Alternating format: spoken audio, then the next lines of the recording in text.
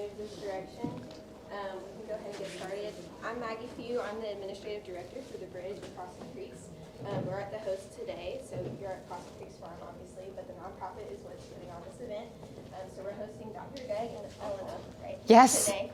All right, and we're very glad to have them here. So if you guys do feel led and you want to make a donation, I can take card donations or cash or check donations. That will just help us continue our mission to educate people about regenerative farming and holistic living. So without further ado, we will go ahead and get started. Thank you. Great. I guess they'll come if they want to join us. Good morning. Thank you all for being here on this wonderful Saturday morning. Hopefully everybody survived Halloween well and you're here, right? Okay, I'm Dr. Greg. This is my lovely wife and partner in Elena life. Marr. Elena Marr. Nice to meet you all. Yes. We're excited to be here. We've been working with the farmer family for a bit, helping them with some of their individual health journeys. And we've had the opportunity to visit the farm, and we're very impressed with everything that they do here. We make sure that we get our order in before we come down to Tennessee, because their products of this farm are in high demand. And so we look forward to taking some of that back with us today. But in our conversations with Reed, he's always been really interested about our kind of view and approach to nutrition in general. I mean, we tend to think of things as the subcomponents of what they're made of. Well, what food is high in this vitamin, or where can I get more protein, and things like that. And we wanted to share with you maybe a little bit more universal or all-encompassing view of what food can bring to you, and why it's important to have a widely balanced and varied diet, and what the animals contribute to their part in that. So, Right. okay, you want me to keep talking? I can tell. All right, you jump in there anytime you want. You can just. So, when we think about who and what we are the composite of everything that we have experienced in our life, both through our senses and both breathing in, but also ingesting into our body. Our cells are constantly wearing out and needing to be replaced, and so we have to have a renewal source, both for the physical parts, but also the energetic parts of our physiology. And so it's important that we think of both aspects of that. In general, the things that we are made of, and I think of the body as basically being two different bodies in one. There's the plant kingdom that we partake of, that and ingest and becomes incorporated in us. And so that each of us is a plant. We have a plant body. And then there is the animal parts, the animal proteins and things that we bring into us.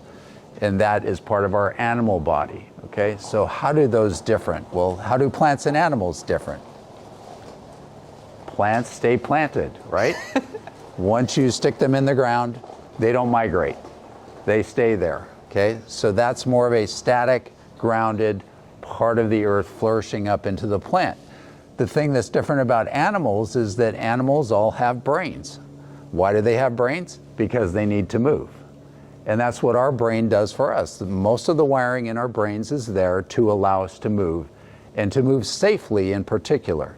So our senses bring in all the information around us, and our brain coalesces all of that, and in our consciousness we generate basically a holographic experience from our senses that says, here's you, here's everything around me, so I can feel safe to move in that environment and not bump into things and not hurt myself, and so I can engage and interact with people.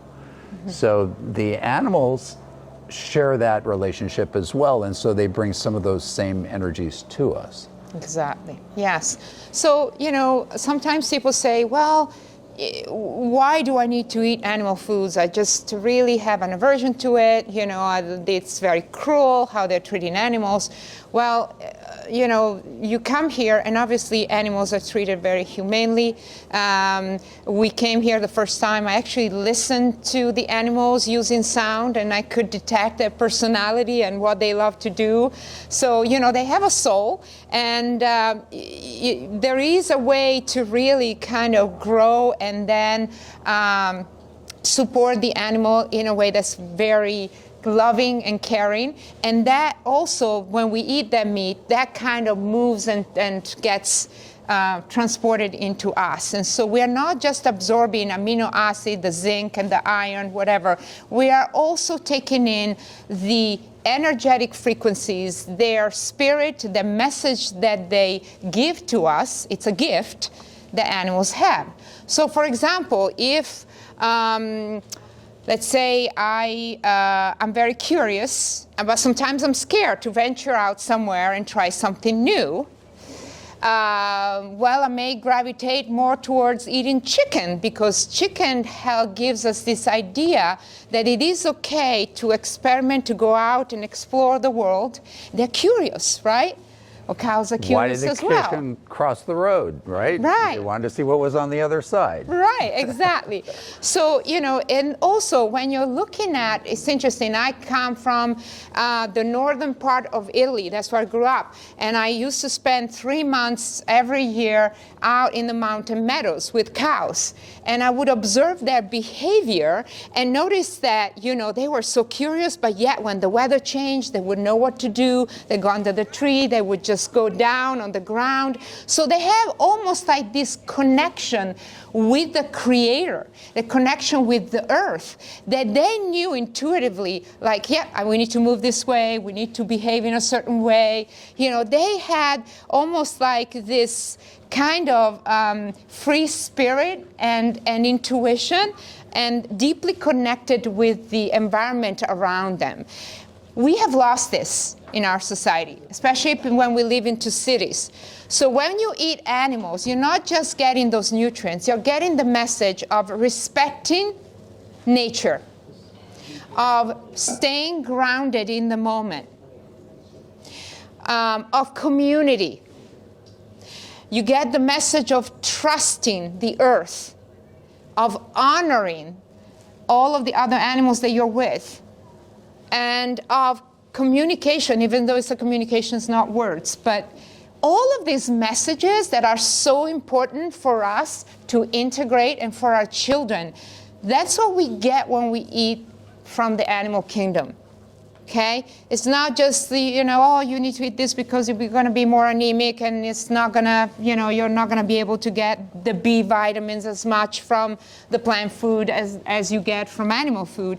It's more about the spiritual and the energetic message that the animals give to us, because they really have this kind of like, I'm in the moment, I'm carefree, I love unconditionally, I so much appreciate this grass and the nutrients that this gives me. Why sometimes you think about, well, Elena, what about pigs? What could possibly be the message that a pig can give to us? I'm like, I don't know, I don't trust that. Well, think about it, especially when pigs, they're younger, they give us the idea of being playful with the earth, with the dirt. I remember my parents would say, just go out and play in the dirt. That's how you get your immune system strong. But not being afraid to roll ourselves up in the dirt and play with it, because that you are not afraid of like, oh my gosh, I'm going to touch something on the ground, it's dirty, I'm just going to get sick. But really that playfulness, that comes from those types of animals. So they all kind of have something that they teach us, and that's very, very important. If I can interject for just a moment. So in medical science, they've known for quite a while. I work as an allergist as well as an ear, nose, and throat doctor, besides working with my beautiful wife in integrative medicine. But for my entire 30 plus years of being an allergist, I've heard this over and over again in meetings that I've gone to. They call it the hygiene hypothesis, okay? And what they have shown in medical studies in analyzing the incidence of allergies and asthma in different groups of individuals is that children that are raised in more rural areas where they contact with the earth, they go out and play in the dirt and whatever, have fewer allergies, less asthma, less likely to get infections. Children that are raised in the city in sterile environments where hand hygiene and washing and brushing and everything is at a high priority, much higher incidence of allergies, autoimmunity, and infections. Isn't that interesting? It just makes sense. Yeah, no, absolutely. Go And ahead. then, you know, the other question that we often get from people that just eat plant-based, which is okay, because sometimes, you know, there's something missing, there's something going on in people that are going through a phase in their life where they say, no, I just need plant-based. It just doesn't feel right to me. And it's not kind of a matter of being sensitive to how the animals is treated, but mostly that these people feel like I can't digest it. It just makes me gag. It makes me nauseous. I just can't process, you know, animal food. What we find is typically these people are having an issue with hydrochloric acid, with zinc, with what the body needs to digest, specifically protein. So generally, we find this very often with young teenage girls. They are like, that's it, I'm done with red meat, I'm done with chicken, I just want to go vegetarian. We find this a lot. It's a female, and generally 13, 14, 15 years old. It can be happening to other people. But what happens is the zinc, when we test it, we get the blood work, the zinc is low, and zinc is used. Can you explain how? So zinc is a cofactor in the enzyme that allows you to make stomach acid. So without it, it's really hard to make hydrochloric acid. Exactly. So something's going on in the zinc in these people to where they're like intuitively saying, I don't want to eat any meat. I just, you know, I can't, and respect that, you know. I don't judge it. I respect that there's something going on physiologically and emotionally in that person that doesn't allow them to absorb or retain or utilize the zinc correctly. When you look at homeopathy, are you familiar with homeopathy? How people use homeopathic remedies like minerals? Like it's So 100 years ago, before Big Pharma, homeopathy was the main form of medicine practiced in America. A little organization called the American Medical Association was founded, and its charter, its main purpose was to encourage doctors to leave homeopathy and electromedicine, and that's what you had to do in order to join the AMA. Okay? Little historical fact. So it's still used mainly in Europe, but it's gaining some ground here in the United States. The idea is that the same thing that can be causing the problem can also be the cure. It's like you can flip the polarity of the reaction by diluting it. Okay? So the way I have kind of visualized this is that if something in its physical property is causing a problem, by diluting it, I'm getting rid of the physical. Every time I dilute it, there's less of the physical, and it allows the frequency or the energy of whatever that substance was to remain in the diluent, usually water. Water has the amazing ability to record frequencies and hold on to them. So you do these dilutions tens, hundreds, thousands, even millions of times, and as you do, you expand the energy, the information of the substance, and you can reset the way the body reacts to that. yeah. Okay? So zinc can be also diluted, and in homeopathy you got a remedy called zincum metallicum that is almost like trying to take the zinc, but not as a supplement and not necessarily as a mushroom or a pumpkin seed or, you know, something that's really high in zinc, but just taking the message of zinc to allow the body to really kind of reintegrate the element without this kind of almost like a rejection or malabsorption or lack of integration of the zinc in your body. The most important thing in homeopathy is that the remedy needs to match the personality. We often say, you know, if somebody has a flu, they would get a certain remedy versus another if they're more restless versus they want to be alone. So, you know, if you see an homeopath, they would ask about the personality of the patient. Okay, with zinc, the personality of zinc is generally people that over-zinc. I tell you, over-zinking, they think a lot. What am I going to do if I do this? Is this gonna work out? Bad. It didn't work out last time. What's next? What are people going to think if I do this or not? Are they going to reject me? Am I going to be able to be a part of this group, or are they going to judge me? Typical teenage thoughts. Especially for girls. Right. And this what happens, even it could happen later in life. Sometimes we have we have clients that are in their 30s and 40s and they've been mothers, but now they're going into the business world and they are just thinking a lot. Oh my gosh, am I going to be able to do this job? What are my colleagues going to think? And we find that in those situations also people go off meat. They just can't have it. Oh, I decided to go vegetarian. But this coincides with the time in the life when there is a lot going on. And when there's this constant, echoing and thoughts that keep going round and round in circle in your head, what that does, it actually triggers a physiological response to where we need a lot more zinc than we used to before, because we're using up something in our interaction with the world that requires more of a certain mineral. So when people say, oh my gosh, you are very anemic and you're just not eating enough iron. Well, anemia is a form of representation of having some fear of doing something new, or like a fear that something may go wrong. And so that doesn't mean that somebody has eaten the wrong diet or not taking the right supplementation. It just means that something emotionally is going on with the person. Okay? So each one of these minerals has an emotional signature or characteristic. Signature. With the zinc, then, what we find is that is very important, not only for us to really digest animal meat, beef and chicken and all of that, and break down the proteins. It's also important to help us be, in the moment that we eat that meat, completely in a state of gratitude and feeling, praying about it, meditate about it, feeling what the message of the animal is for us. So have been kind of almost honoring that gift that they're giving us. Because when you're in that moment, the zinc works. You're not bad, like, oh my gosh, I'm eating. Well, I need to go to the grocery store. I need to pick this up. Okay, that depletes the zinc in our body. So that's very important. So sometimes for these people, an homeopathic of zinc or just working in whatever the reason is that their digestion isn't flowing quite as it should. The other thing that happens when we are... Let me interject for a second. So in order to digest or incorporate minerals into our body, we need hydrochloric acid.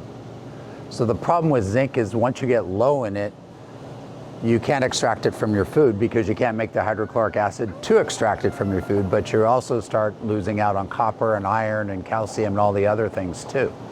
So temporarily you frequently have to supplement an acid source with your diet so that you can start to reabsorb those minerals. That's one of the benefits of taking a shot of apple cider vinegar with your meal or taking a hydrochloric acid supplement. Exactly. Go ahead. No, that's it. I was gonna say that. Oh, I'm sorry, I cut you off. Yeah, but let's talk. So. All right. Yeah, yes. She's Italian, so sometimes I get a I like to talk all the time. Yes. But yeah. I think that for us is this understanding came. I remember when we had a child that had chicken pox. Measles? No, actually had measles. Measles. Had measles. And I found out that when there is a psychological and emotional reason for contracting the measles, and when I was a child, I actually had all of these diseases naturally. And when I check on people when they had the measles, also corresponds to the same emotional meaning of something they're going through in their life, which is, I'm afraid to go to school. I'm afraid to go to preschool. I'm afraid to go to the sleepover. I'm afraid to start my new business. What if it doesn't work out? Am I going to be accepted? The fear of doing something new, exploring a new territory, that is something that kids develop. They get the measles when they're learning this lesson, that it's okay because they can, if something's scary, they can come back to the family unit where mom and dad will be there to protect them. Okay? The remedies, this is like, if you look it up, as scientifically proven, one of the remedies for the measles contraction is actually chicken livers. It's actually been proven as being a remedy for that. So what does the chicken do? That's when I'm like, oh, they're curious. You know, like with Tammy, you have chickens. Sometimes they are so curious, they may go out and get hunted by the hawks. But, you know, they're still like, you know, there's this playfulness and this like, yeah, I want to try that. I feel safe to do that, right? So that's why, to me, eating that animal food is so important to get those messages for ourselves and for our children. And it's interesting that when they get sick, the animal, parts of the animal, the organs, which is actually the most important part, is, right. you know, when you look at... Yeah, if you look at carnivores in nature, when they kill a fellow animal and consume it, their first choice is not the tenderloin or the rump roast or the flank steak. They eat the internal organs first. In fact, the leader of the pride or group or whatever gets first dibs on that because they have the highest nutritional value. That's where most of the nutrients, the vitamins, the minerals that are going to sustain them. They'll leave the meat to the carrions, the vultures and the whatever that come out afterwards and pick the bones type of thing. Yeah. And so the fact that in their ancestral blends here, when they grind it, they're including those organ meats, really boost the nutrition many fold. Yeah, and those have actually hold the remedies for some of these diseases, but you know, they've taken that away and, you know, not made it available very easily. And, right. You know, because apparently there's better ways, but yeah. yeah. So, you know, it's incredible to me that, you know, when I use a tuning fork, which is a form of coherent sound to listen to animals, and, you know, is the animals, this knowledge doesn't come to me from books. This knowledge comes to me from listening to the animals, and they're telling me, you know, I'm here for this. Can you tell people? You know, I'm really good at that. So, you know, that's what I do is I listen to people, I listen to animals, and they tell me, this is my gift. Please, you know, I am so happy to give you this gift. So yeah, there is the idea of the animals, you know, they will have to die at some point to give us the gift, but it's part of the sacrifice that we honor. Right. What do you think? Absolutely. So every day sacrifices are made. It's just the way nature works, you know, within the animal kingdom, within the plant kingdom, and it's part of that cycle of life. And, you know, we honor that, and the way you honor that is by having respect for the gift that's being given to you. Yeah. When I pray over my food, I thank the plants and animals for the gifts that they're giving me, that I might continue to be, and I invite their substance to join with me, and that I can continue on my journey and do the work that I was sent here to do. And not to use things wastefully or in excess is the other way that we honor that. That's right. Yes. Yeah. So, you know, if any of you feel that they gravitate more towards the chicken food versus the cow, you know, like ground beef or beef or... Well, the other benefit of the pork is they're the ultimate grounders. I mean, the saying, happy as a pig in mud, I mean... And we talked about that. Exactly, you know, so some of us need to get more connected with the earth, and so... Yeah, so honor that sometimes you feel more drawn to a chicken versus some other times you will feel more drawn to beef. And that's okay. Your body may need to get a message from that animal at that time in your life. So, you know, it's quite interesting. Great. We're happy to entertain any questions. We're here to have a conversation with you, so we'd love to learn from you all as well and your experiences. Any questions? Or Yeah. Yeah. Because I got a little confused on your example about a teenage girl with zinc. Did she have too little zinc or too much zinc? Yeah, that's a good question from the teenage girls because, yeah. The question was, the teenage girls who had the problem with the zinc, was it a matter of too much or too little? Right. It's actually her relationship with zinc. So life, everything is relationship. We have a relationship with iron. We have a relationship with L-glutamine. We have a relationship with zinc. The zinc is a representation of helping us really calm down our thoughts and just be more in the moment. Okay? As a teenager, especially with social media and all of the pressure that they have, there is so much thinking that these kids are not as grounded, also because they're on the phone all the time, right? On the computer, on the phone. So there is a lack almost of this idea of being in the moment, taking a deep breath, and really connecting with the earth, connecting with the plant, and just feeling that, the body being a part of you and alive, right? There's a disconnection.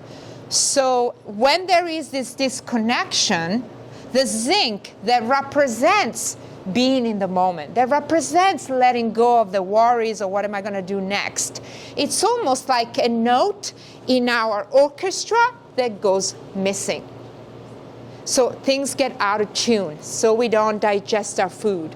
So it's almost like something in my instrument gets out of tune. And when I listen to people's body, I find that there's a note missing, or that something is in disharmony.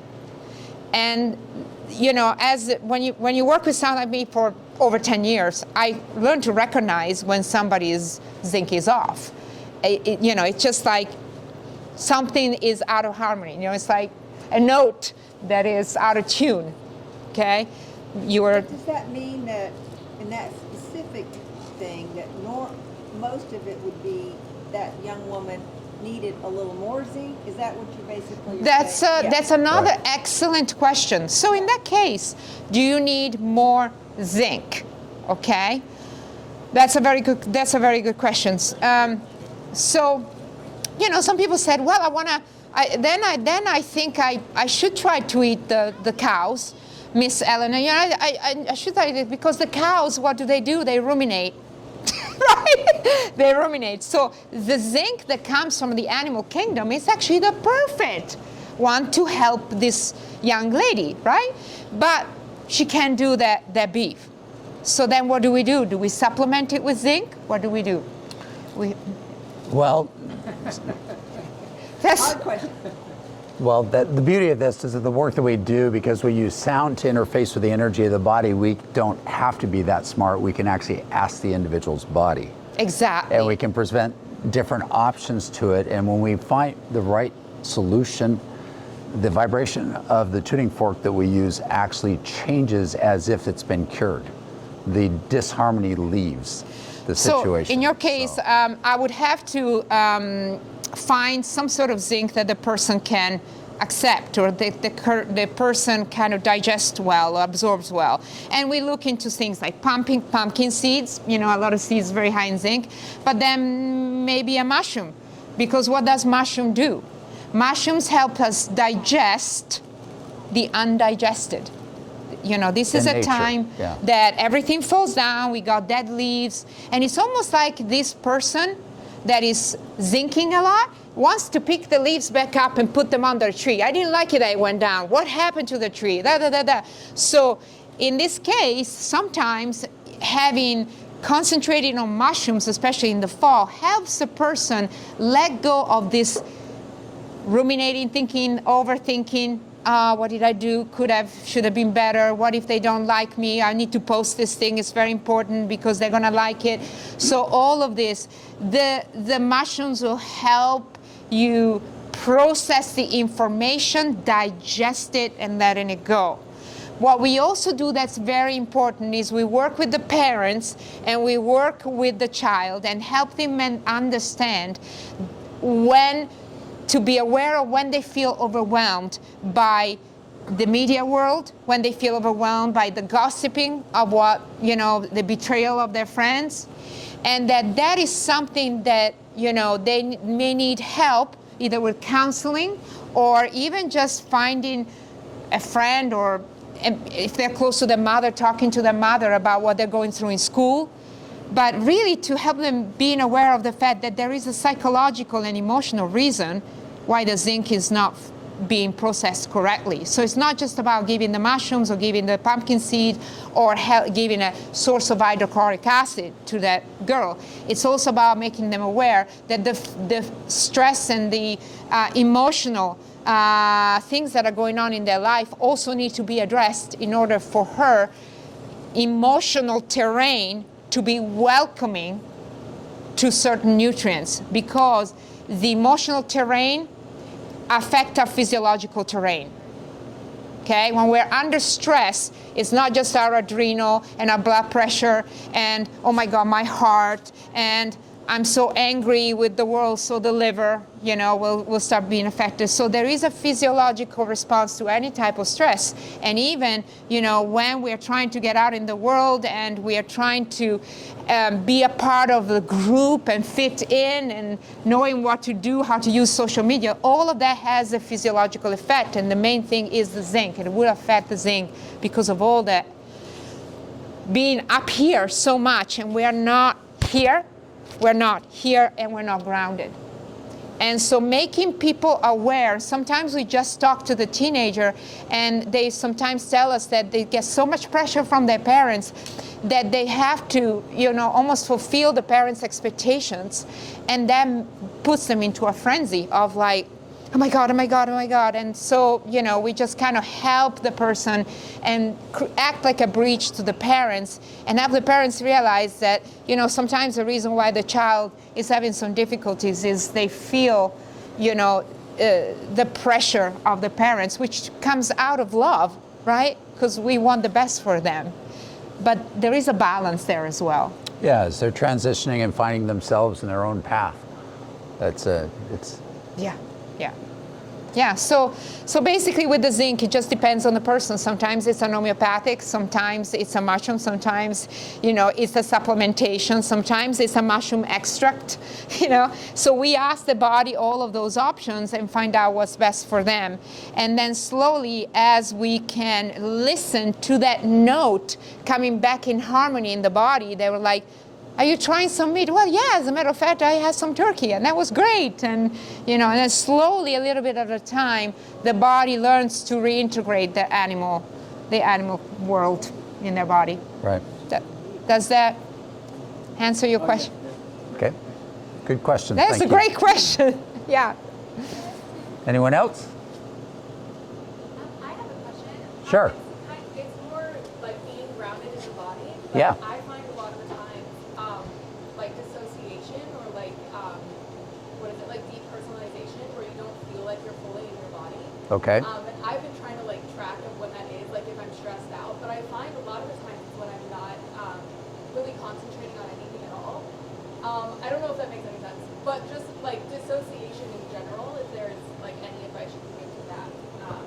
Okay. Did everybody hear the question? Maybe I'll repeat it just because we're filming this, and we're grateful for Mike and his wanting to do that for us today. So the question is, she is having problems at times of feeling kind of dissociated or disconnected from the environment around her and what's going on around her.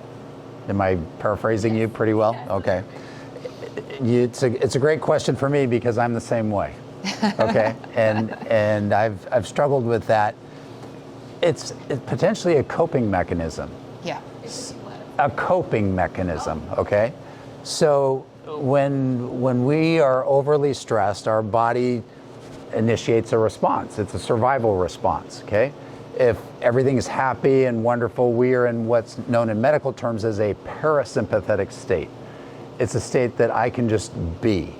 I don't have to do anything. I can rest, I can digest, I can restore, I can repair, I can sleep.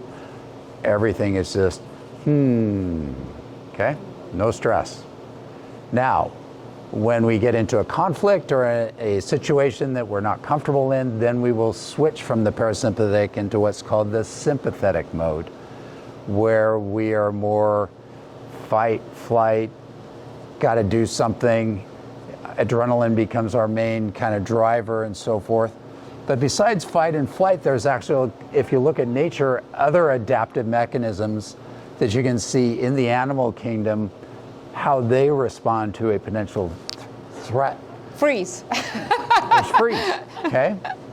Exactly. So some animals are really good at playing dead.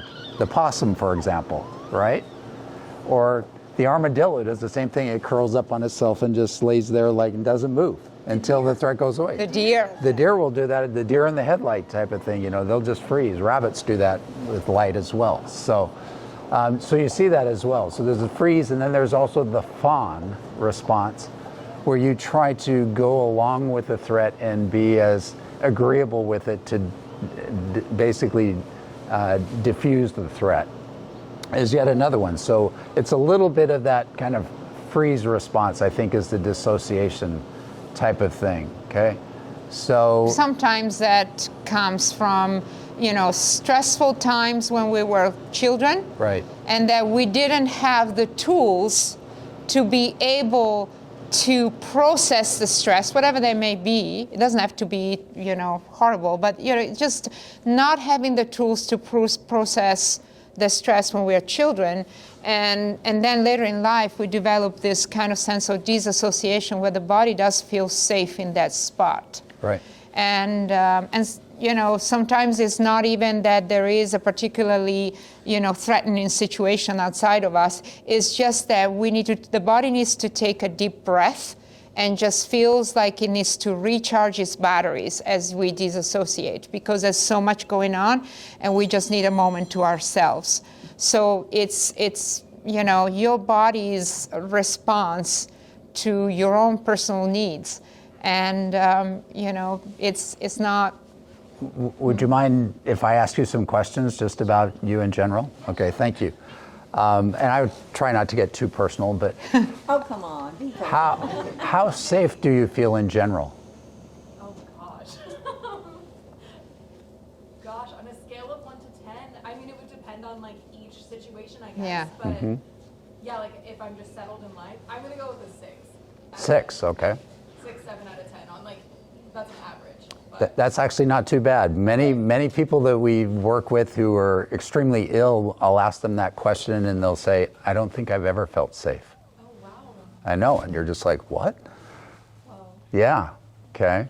So that's actually not too bad. Yeah. So 6, you're doing good, all right? So, but it's, again, the whole reason our brain is wired the way it is to try to keep us safe. Right. Okay, and once you really understand that and view the life of how can I help myself feel safe or more comfortable in any kind of circumstance, then you'll be gaining ground on where you want to be. Okay? So that's something that took me many years to start to determine. I'm not perfect in it, but I'm doing better than I've ever done in my life. And a lot of it is just really wanting to live in a fully truthful, honest way, to speak your voice, to say this is what I really want to do, and not always put the needs of other people before yours, kind of thing. And to not always feel, well, I've got to be doing something, or I either don't exist or I'm not of worth.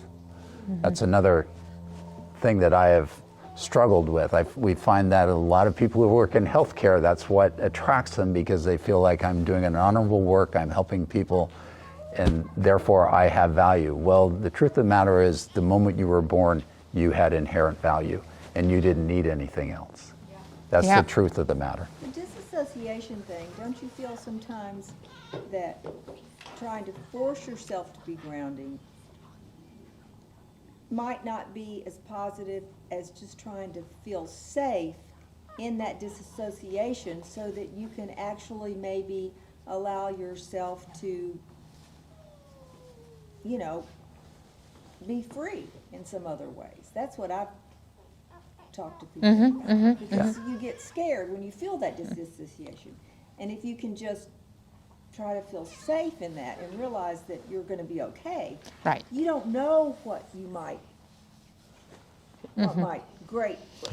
good could happen. Exactly.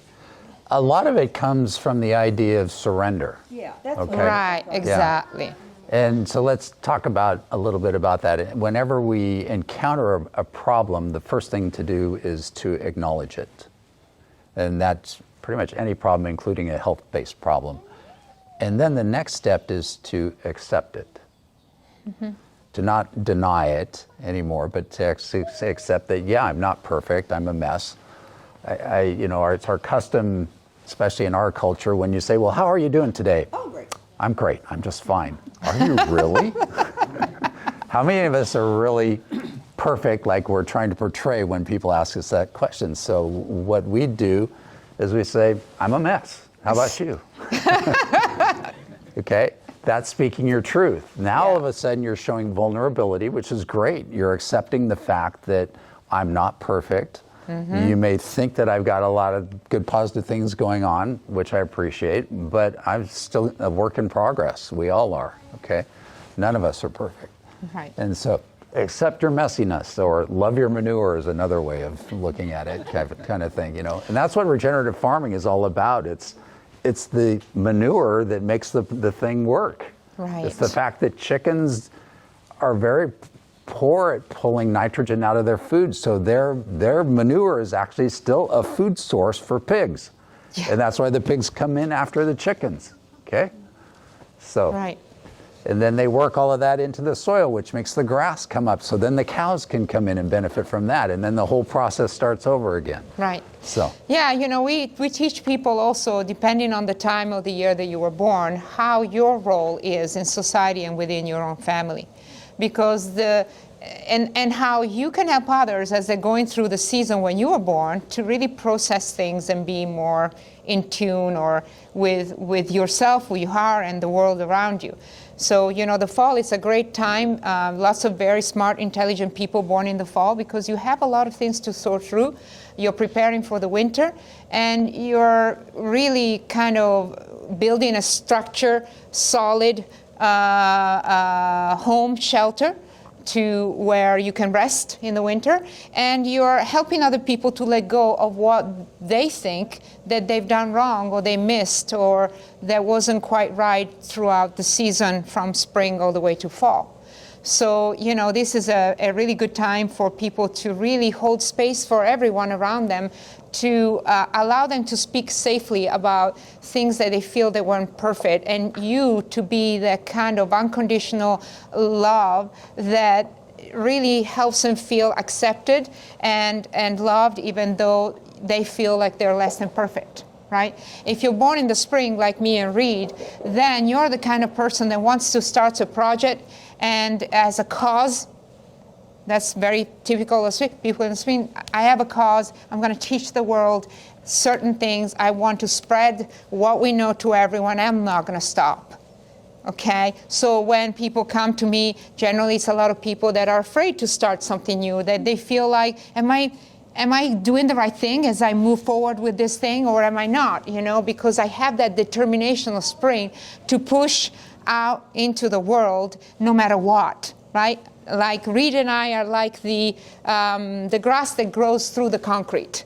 You're not going to stop that. Right? So understanding also that actually the people that might have more difficulty in absorbing and digesting the meat, they may really be born around September, October, November, and seeing how we can help them with the mushrooms. So the remedy in terms of the zinc also depends on the time of year the person was born. Because we found, for example, that the people that are born in January versus people that are born in July, if their vitamin D level is 10, which is very low, and you give both people lots of supplementation, and the person born in January only goes up to 25, then one in July to 50, there's nothing wrong with a person that was born in December, in the middle of winter. It's just that they're born at a time of the year that you do not need as much vitamin D as people that are born in the summer. So your standard of perfection of what is the balanced level of vitamin D depends on the time that you were born. So this idea that blood work has to be exactly, you know, this is the medial, everybody has to fit in that, is not right. No. Yes. Is that also going along with that thought, the time of the year you're born and also the location you're born? Because Yes. different things Yes. happen. Absolutely. So if you were born, for example, we have some people that are born in Florida and they spent 3 or 4 years in Florida and then moved up to Canada. And what happens then, their circulation goes off, or, you know, they're just kind of having blood sugar issues, because when your body is born in a really hot climate, your physiology is kind of molds in with and develops with the environment. So, for example, the mineral silica that protects us from protects the plant like pine trees from extreme cold. It's nature's antifreeze, basically. It's nature's antifreeze that is also great for a circulatory system and for blood sugar transportation.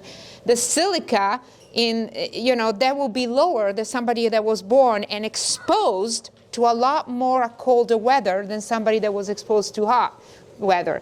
So, I personally believe that, if you are people that live in New York and Chicago and they just, snowboard the whole 6 months down there, then they're going to lose silica. They may need to supplement because they are not allowing the body to be exposed to certain climate that they grew up in that allows them to have that resilience towards the heat, towards the cold weather as others that were born on the south. So, we look at, you moved. Well, now your body may need some adjustment because you are in a completely different environment than you were when you were born. So, yeah, that's a good question. Great question. Yeah. Any other? Comments, questions? This is fun. We're having a good time. Hopefully you are too. Sure. So, on a daily basis, do you have like a practice that you follow as far as what you're trying to eat, or? It actually changes with the seasons. It just And changes. we try to teach that to people, and we have a newsletter that everybody's welcome to subscribe to. It's free. Comes out every month, and we talk about what's important this month as far as minerals and vitamins and just your whole outlook on what's going on in nature around you type of thing. Yeah, So- you'll love the newsletter. Really, every month we talk about, the personality, the emotional aspect, as well as the physiological aspect and what you need to, just kind of make sure that you're getting as much nutritional support that helps you then be prepared for that season and what happens next. So if often people that are ending up at the end of November and December with a cold or flu is, their doctor will say, wow, you need zinc because it's really good for your immune system. Well, late.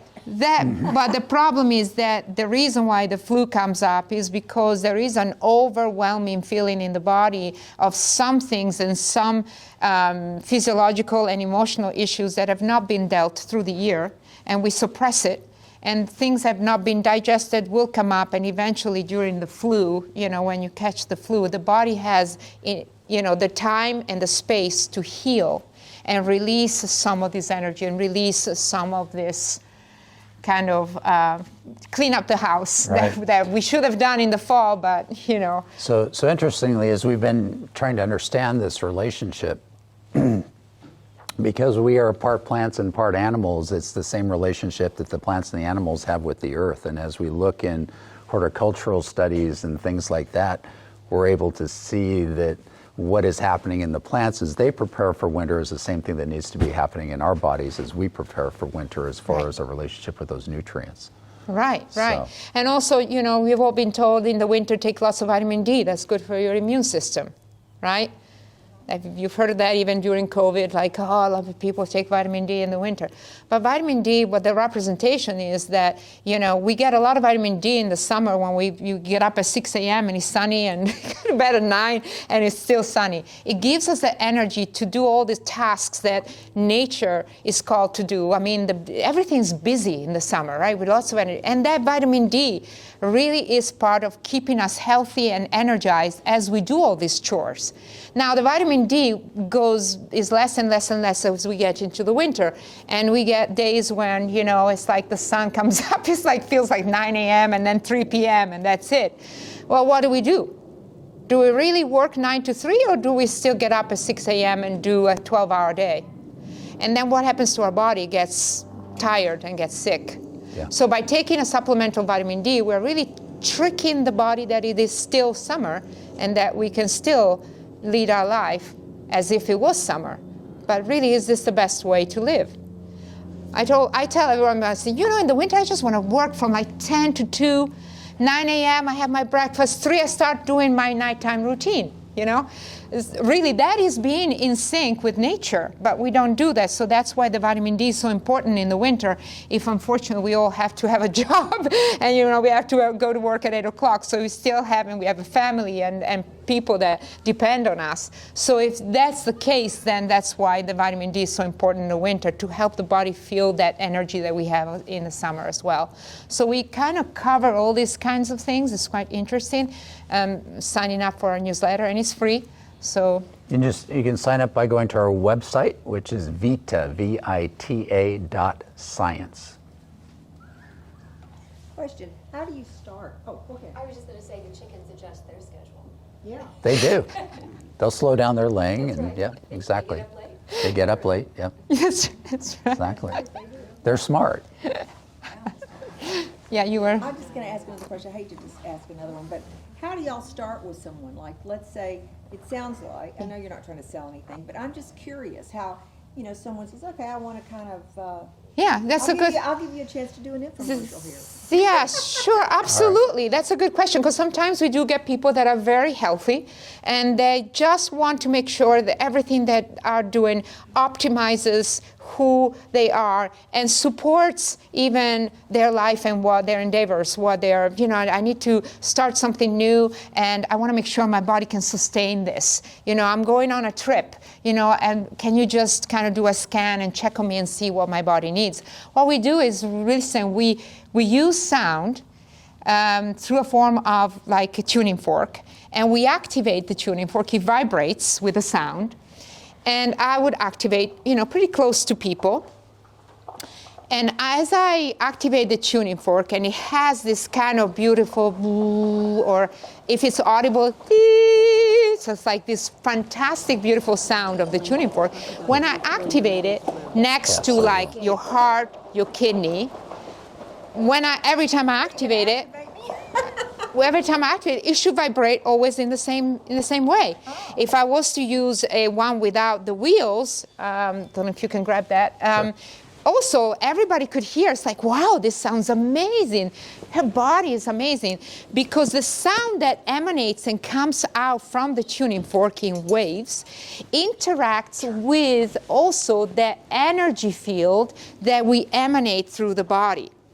Okay, so we all are energy, not just physical, right?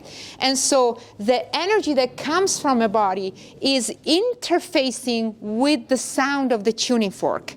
And if everything is in coherence and in harmony, the sound will be the same. But if something's out of tune, this tuning fork will literally go like, and the sound, it's like, and it tells me, okay, there's something in your stomach that we need to check. Right? Or there's something in your reproductive system, or in your lungs. And so we interface with the body, and your body, the client's body, gives us information of what the body needs at that moment. What needs to be balanced, what needs to be reinforced, what needs to be supported. So it's not we telling you. We never know what we're going to do. Everybody's different, We don't have a protocol. We're going to start checking the respiratory system and the digestive system. We don't do that. We ask you, what would you like us to help you with? And the sound, the tuning fork, helps us with that. Okay? So we look at what we do as basically introducing you to your body. And we call it biolinguistics, basically. Mm-hmm. So we, and with the sound, everybody could hear that. Everybody else, everybody in here could hear it. Could hear a difference, yeah. If she uses, these are in a low, very bass tone, and so we use that when we're working with people because it's not creating an audible sound unless I hold it right up to your ear, you can hear it. So we don't have to talk over the noise, but we can feel the change in the vibration. So I'll be talking to the client, and she'll be asking different questions of the body as I'm talking, and we'll kind of switch off and off, and as we're getting to know each other, and by the end we've got the answer of here's what your body is telling us needs to be addressed at this time. Right. Okay. Yeah, and we do the same thing with the animals. Yeah. Yeah. So when we visited, we were listening, and they run an impeccable operation here, but one of the things that Elena felt when she listened to the cows was that they would like more magnesium. And so she let Elizabeth, who formulates the feeds and everything, and she said, well, that's interesting, because I just drew some blood and checked it, and yeah, they need some magnesium. So yeah. So yes. How do you get magnesium out of the tuning fork? Everything has Everything has a frequency. has a different frequency. and a different vibration. Yeah. Yeah. So, and she's. So it's intuitive that you know what it is, or is It's it learning a No. new language, basically. So you learn how different things feel as you. Right. And we've been working together since 2017, and we've individually studied sound for more than 15 years. Yeah, so, So- if I say, I have a vial of a bacteria versus a vial with a virus, and I listen to them, the virus has a very specific vibration, so does the bacteria, very, very, very specific. And the viruses is always a vibration that I recognize after using this language for so many years, that there is too much going on. I need to rest. I need to take a break and process something. When I listen to a bacteria, it's much more rigid. The tuning fork kind of tightens up. It doesn't vibrate. I'm exaggerating. Instead of doing this, it almost does like that. It's very tight, which I recognize as that sounds like a false belief. Tight, something I've learned since I was a child. I am not worthy of love. I am a failure.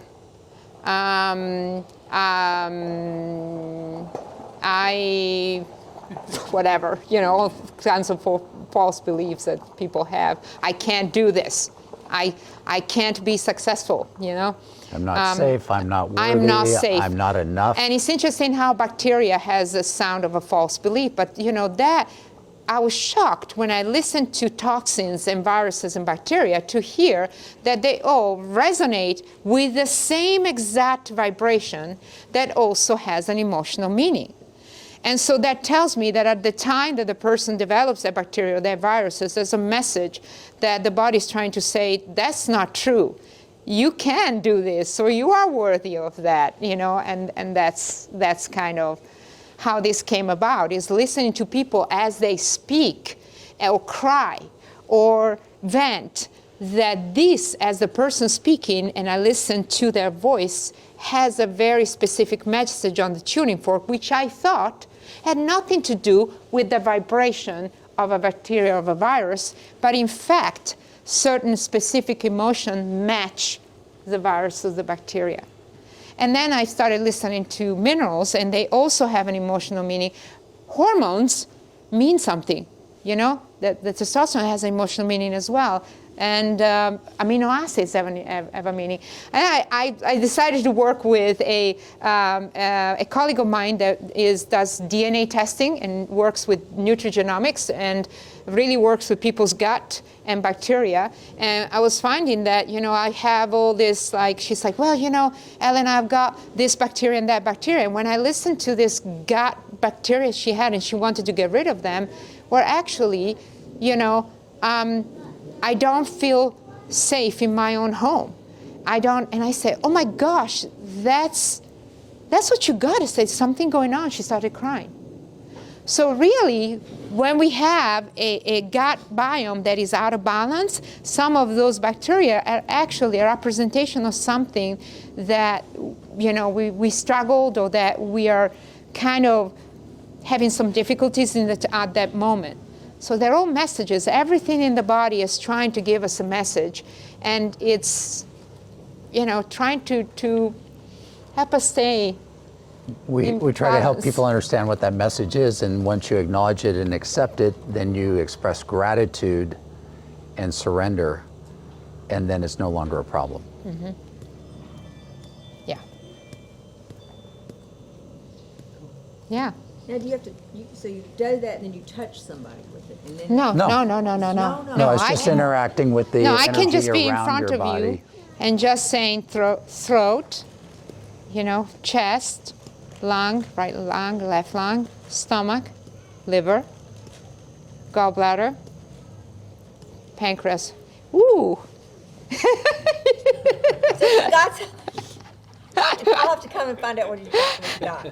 Yeah, so kidney and then ovary, and so I basically look at your body, and every time that I strike the tuning fork, I am listening to the message of that organ, right? Or there's something that it needs, or but you sound great. Really? I got some problems. Good. We all She do. acknowledged she's a mess. I love it. Yeah. So, yeah. So we did the same thing, and that's why I listened to my ground beef and I listened to my ground chicken, and I'm like, oh, okay, that's interesting. So yeah, you can do that, and that's how I found out. With the chicken, it's like this frequency of "don't you worry about a thing." It's like, wow, that just sounds like the chicken is giving me that. Give me that. I'm gonna eat all of it. I'm just gonna eat like my chicken breast, knowing that it's trying to give me this like, don't you worry about a thing. This is great. But if we're eating it while we're at the computer, like that, and we're looking at a computer in a rush, that's the body doesn't ripen the benefits as much as when we are eating it consciously, knowing that the chicken has a message for us. Yeah.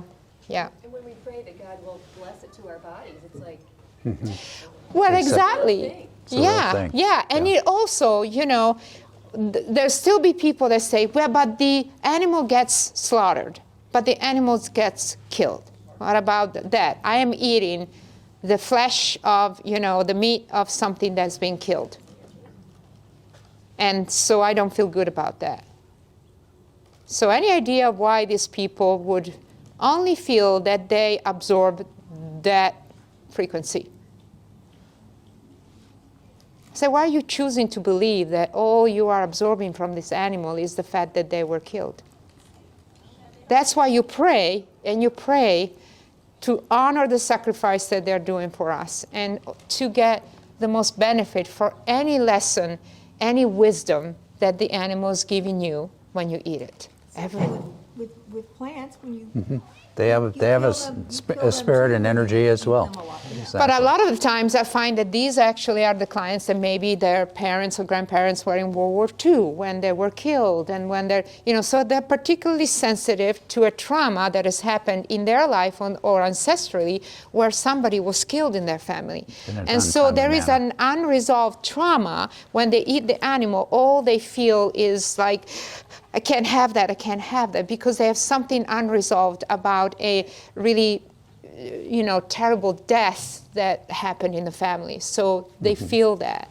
And so we teach them, just visualizing as you're eating, that what you're getting is this beautiful things, not, the traumatic part. As they also work with a counselor or a psychologist to where they say, wow, I wasn't aware I was holding on to so much, and that's what's affecting me eating the animal. So, it just kind of opens up a whole new world for people where they feel like, yeah, I want to do that because I want to enjoy the meat. Yes? I have two questions. One is, can you expand on the CAT scan? Okay. That definition. And then the other question is, you talked about beef and chicken. What about like lamb, fish, and their meanings? Yeah. Yeah, so so some people say, right, it's the only thing I can eat, is what's the goat? Goat. Like, I just so now it's like I have to look for goat. I have goat cheese, and I can't have any of the other stuff. And it's interesting because sometimes the goat is these people that feel that they're doing something new nobody else is doing, so they're going to new heights or new, interpretare endeavors, yeah. endeavors where they're just going up high to the peak of a mountain and not afraid to look down. They just need to go and do it, and they're just reaching high where nobody else has reached. And it's interesting that they get drawn to the goat, right? Because that's what goats do. They kind of In the wild. fearless. Yeah, they're They're fearless. fearless, They right. Stand Or up it on could a be rocky people that precipice or on the peak of a roof and don't think anything about it. They- They're not worried about their balance. Yeah, which is different than a chicken. The chicken is like, oh, I'm going like that. No, the goat will give us, yes, you can do it. I'm going to climb the mountain, and I'm going to get to the top. I'm going to wave yeah, I got here, So- That's the... Tying this back into the mineral, if you search what natural food source has the highest amount of sodium in it, it's actually goat milk, goat whey. Yeah. Okay, and it's the best source. So sodium in nature helps us feel safe. In the womb, we were in a liquid environment. What was the main mineral in that? Sodium. Yeah. We were gestated in salt water, basically, and that's where we felt the most safe. Right. Yeah. So- Yeah. That's So why we like the ocean. yeah, when Exactly. you are in the ocean, even if it's scary and the ocean is rough, what do? You completely surrender and you float. You 'Cause find the salt gives you buoyancy. Yeah, right, exactly. So don't have to work. that's that. The fish is more. It depends on the fish, but when we just kind of need to learn to go with the flow when things are going completely like, well, this didn't work out very well. It's like, oh, I'm gonna go, I'm gonna go with the flow and just go with it. So a lot of that. So every animal really does have. Yeah. Yeah. So. Do you want to talk about a little bit more about the Yeah, cats? the CAT scan. That's we try to come up with clever names for what we do. So we were talking. I said, well, really, what we're doing is a coherency analysis technique. So we're checking to see if all of your frequencies are coherent, meaning that all of the waveforms are lined up. Mm-hmm. And then if they aren't, then that's discord or disharmony in the body, and that means that things aren't working efficiently. So when things are all in sync, they're what's called in physics entrained. And when you entrain a system, then it will last potentially forever. So automobile engine manufacturers actually practice this when they design a motor, because if it doesn't work against itself, it's not going to break down as easily, for example. And you don't feel as much vibration as you're riding in the vehicle with that as well. That's loss of energy, that extra vibration that you feel. So, for example. So, coherency analysis technique, that's CAT. Yeah. So, we do CAT scans, basically, but ours don't require batteries or even a plug-in. So, That's true. Yeah. Yeah. Thank you, Kim. I missed the first part that you might have said something about this. You said something that we're part plant and part animal? yeah, we are what we eat, literally. And so, because we eat plants, What you ingest makes you yes, so we have a plant body and we have an animal body that's incorporated within us, okay? And so the plant kingdom, the animals, because they have a brain, it's more of a lot of the mental energy that we utilize in the way we think and have mental filters about things can be impacted by the animal kingdom and their energies. The plant kingdom is more earth-based, which is the emotional energies. So that's more of our emotional body, for example. And so you can use plant essences like essential oils and things to actually change emotions or emotional perspectives. Flower essences like the Bach flowers and so forth, very powerful to subtly change our emotional responses to certain things, okay? Mm-hmm. Yep. I like the idea that the animals move, because it's true. They do. Yeah. Plants stay planted. Very good. Yeah. All right, one more thing. Up next year. What's coming up next year? Okay, a word from our sponsor. Jim works with us, if you haven't figured that out. Anyway, And actually, we're doing it in Tennessee. I keep forgetting. It's that we're doing yeah, the we're course actually here. starting a series of courses that we're calling the Four Seasons, and so we're going to be starting to teach people these principles with an in-person experience here in Tennessee.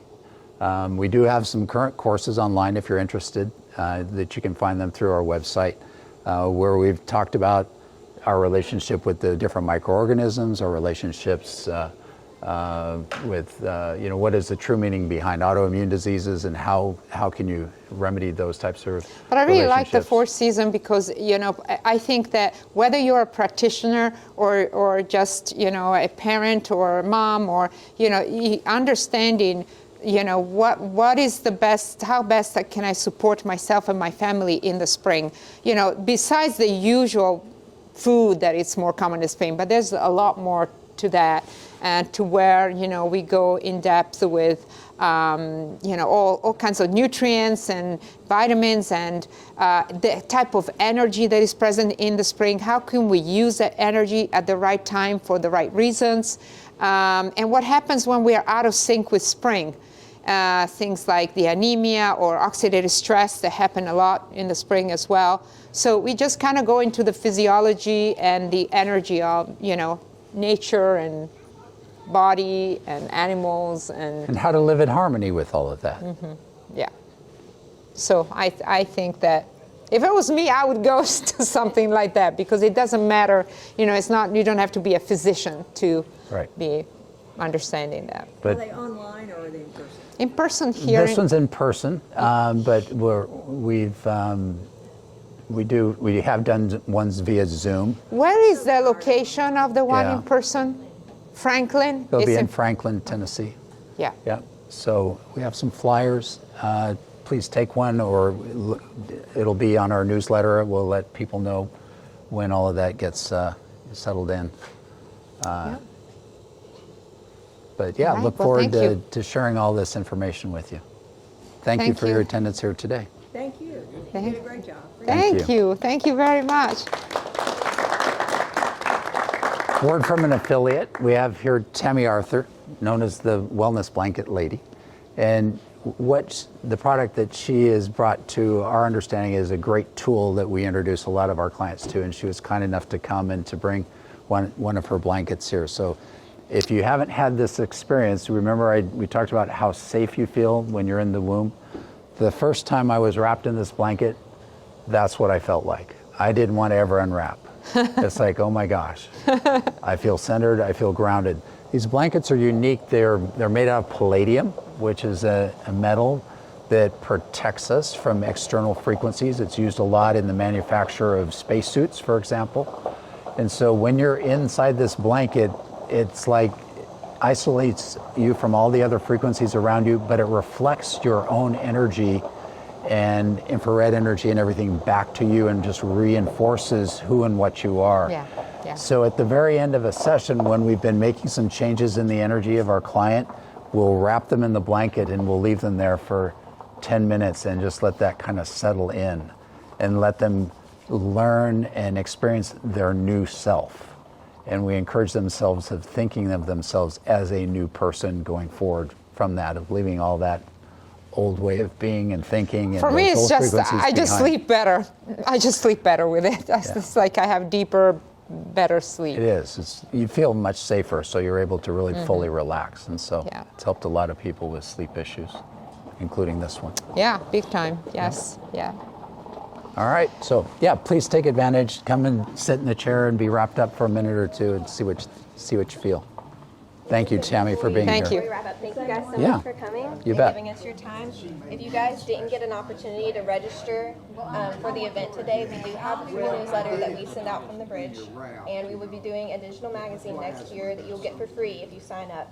So y'all head over to the table if you didn't get a chance to sign up, and thank you guys for coming. Thank you. Thank you.